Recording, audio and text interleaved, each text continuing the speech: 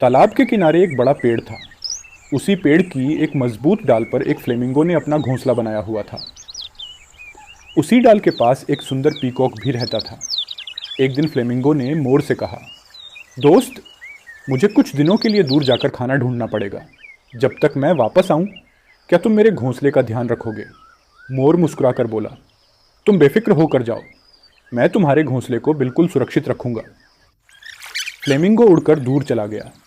कई दिन बाद जब वह वापस लौटा तो उसने देखा कि मोर उसी घोंसले पर बैठा है। फ्लेमिंगो ने कहा, दोस्त, अब मैं लौट आया हूँ, मेरा घोंसला मुझे वापस दे दो। मोर ने हंसते हुए जवाब दिया, ये घोंसला अब तुम्हारा नहीं रहा, तुम इसे छोड़कर चले गए थे, अब यह मेरा है।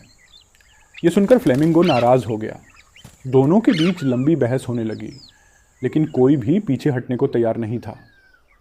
आखिर फ्लेमिंगो बोला, चलो किसी समझदार से फैसला करवा लेते हैं, जो वह कहेगा हम दोनों मान लेंगे।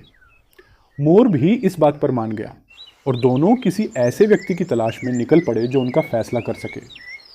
थोड़ी दूर उन्हें एक आदमी पेड़ के नीचे बैठा दिखाई दिया। असल में वह एक हंटर था जो शिकार की तलाश में था। जैसे ही उसने दोनों मोटे पक्षियों को अपनी तरफ आते देखा, उसके मन में लालच जाग गया। उसने तुरंत अपने हथियार छिपा दिए और एक साधु की तरह शांत बैठ गया। पक्षियों ने उसे देखा और सोचा कि यह कोई बुद्धिमान बुजुर्ग होगा जो उनका सही फैसला कर सकता है। उन्होंने दूर से ही अपनी पूरी कहानी उसे सुना दी और बोले, बाबा, अब आप ही बताइए कि यह घोंसला किसका है।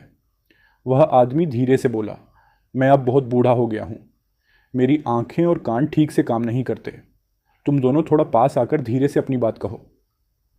भोले पक्षी उसकी बातों में आ गए। जैसे ही वे दोनों उसके करीब पहुंचे, वह अचानक उठ खड़ा हुआ और तेजी से दोनों को पकड़ लिया। दोनों पक्षी घबराकर बोले, आप तो साधु लग रहे थे, आपने हमें धोखा क्यों दिया? वह आदमी हंसते हुए बोला, मैं कोई साधु नहीं, एक शिकारी हूं।